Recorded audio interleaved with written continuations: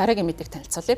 Сингапур улсад сүүлийн үед залингийн гэмт хэргийн тоо нэмэгдэх болсон. За үүнтэй холбоотойгоор тус улс эрүүгийнхаа хуулийн ял шийтгэлийг шинчилсэн байна. За залингийн хэрэг үйлдсэн хүмүүс саваагаар занчих шийтгэл ногдуулахаар болсон байна. Парламент мегмар гарагт эрүүгийн хуулийн нэмэлт өөрчлөлтийг баталсан.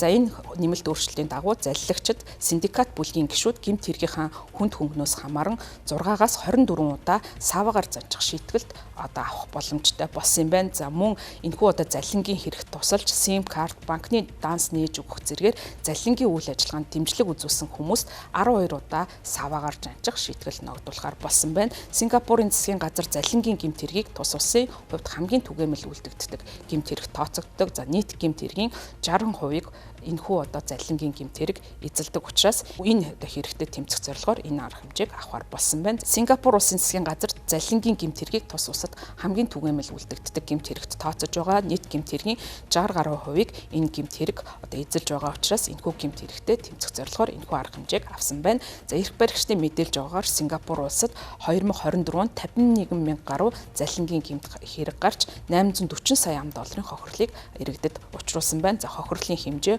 өмнөх оныхоос 70 гаруй хувиар өссөн үзүүлэлттэй байгаа юм.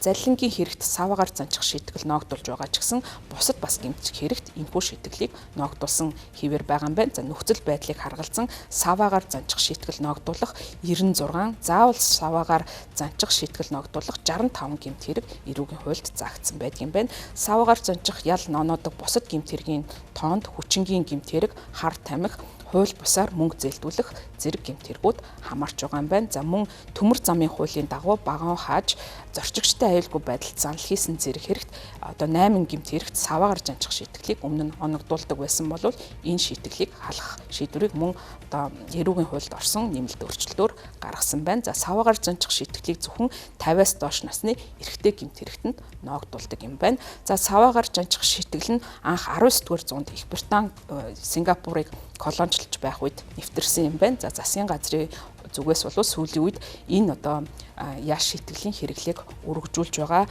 За үүнийг бол хөвгүүдийн сургууль бас хөнгөн хэлбэрээр ашигладаг юм байна. Саваагаар жанчих нь зөөлөн сонсогдож болох боловч гэмт хэрэгтэнд урт саваагаар жанчих нь маш хүнд шийтгэлд тооцогддог юм байна. 2 юм уу 3 цохилтын дараа бол тухайн хүний арь сурагдаж гэмтдэг юм байна. Гэмт хэрэгтнийг нүцэглээд шоронгийн тусгаарлагдсан хэсэгт байрлах модон тавцангаас хүлж дараа нь бол занчих энэхүү шийтгэлийг ногдуулдаг юм байна. За өөр энэ одоо занчих шийтгэлийг ногдуулдаг улс орнуудын тоонд Малайз, Индонез, Катар, Арабын нэгдсэн Эмират, Сауди Араб, Иран зэрэг исламын шашны хууль эрх зүйн системтэй улс орнуудад голдуу саваагаар замчих энэхүү шийтгэлийг шүүхийн шийдвэрээр олгодог ийм одоо учиртай юм байна.